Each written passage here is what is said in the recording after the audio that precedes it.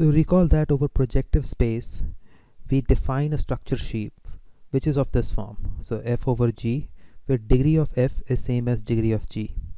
And both f and g, they are homogeneous polynomials. So this is a ring of homogeneous polynomials. And you write it as a direct sum of grading. So this d is the corresponding grading.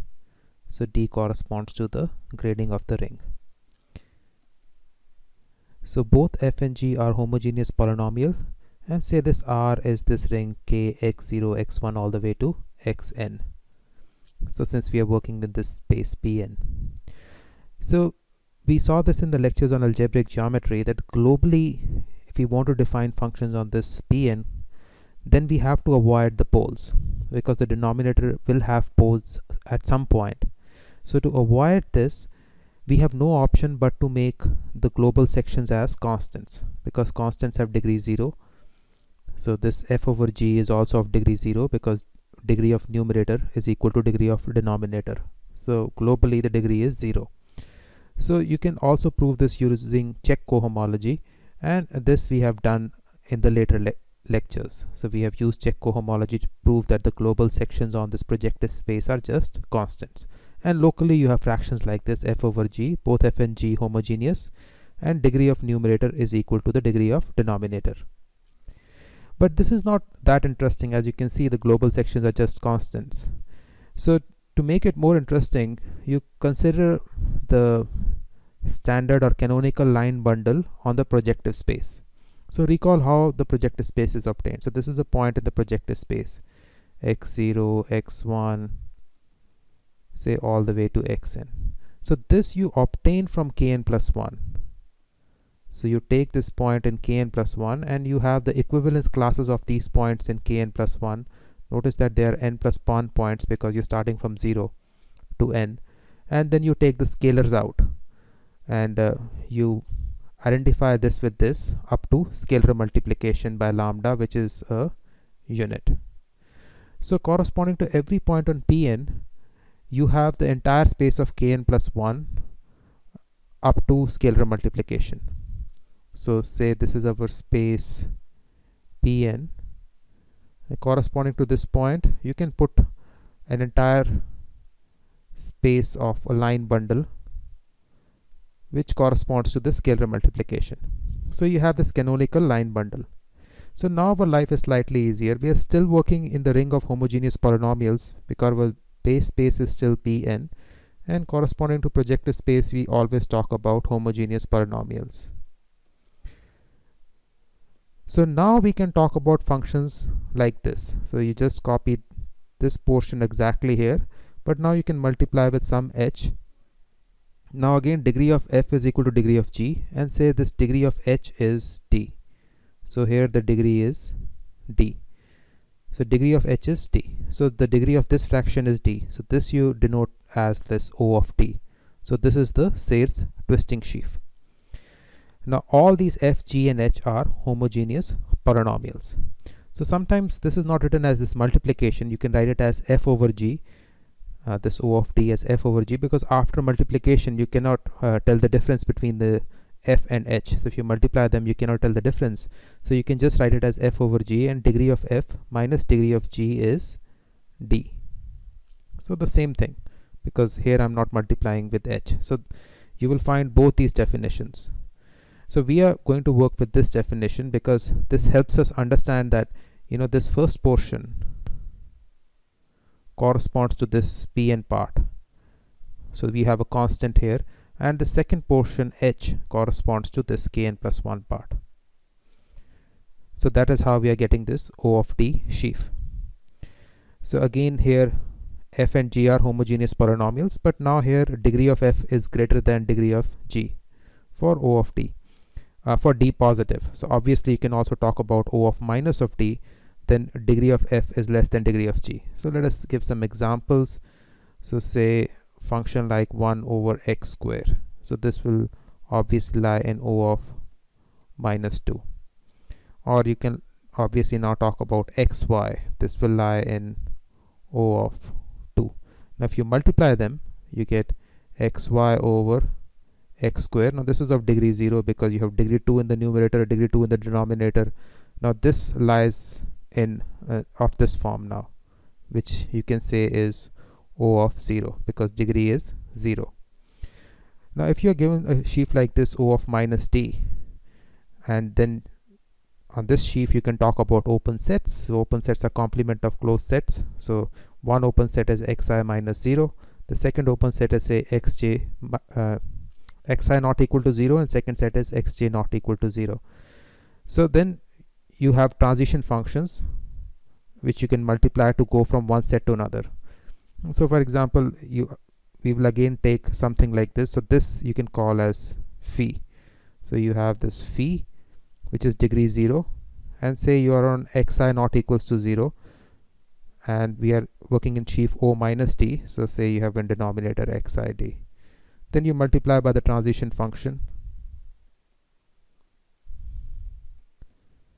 So this will give you, now this is in O of minus t because we said that this was nothing but coming from here. So this has degree 0. So you have this transition function, say for sheaf O minus t, and similarly you can construct transition functions for O of t. So again, the definition of Serre's twisting sheaf is that you have this O of t. So you have f over g. So this portion is of degree 0. You can denote it as this phi as a rational function times h, where h has degree t. So this is the definition we are going to use now. So again, these f, g, h are homogeneous polynomials. So you can say this f over g is denoted by phi, which is a rational function of degree 0.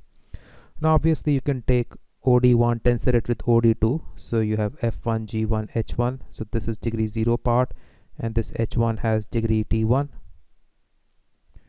And here then again you have this function. This is degree 0 part, this is h2, this is degree 2. So you multiply it, you get a function of degree 1 plus degree 2. So you have O of d1 plus d2. So now a couple of remarks. First, O of 0 is the structure sheaf. So this gives you the original sheaf on Pn, the one we started with.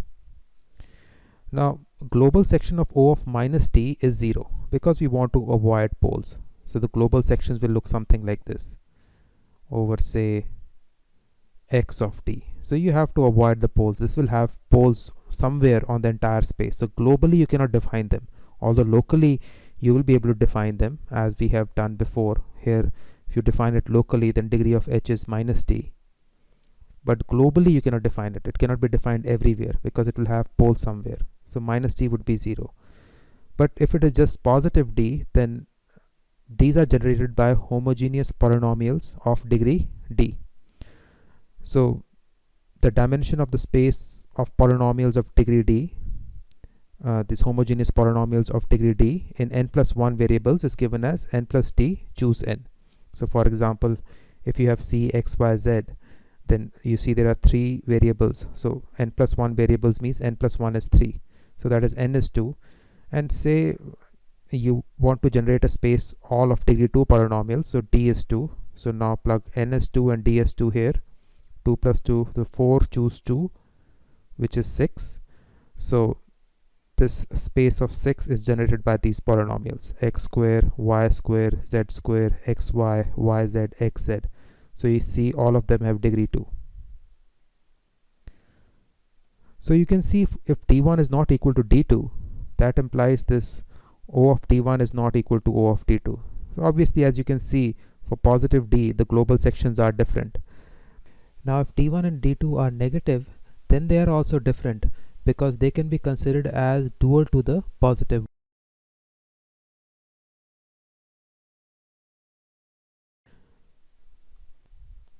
Now since all of these are different, OD1, OD2 are different, then you can talk about group of isomorphism classes of line bundles.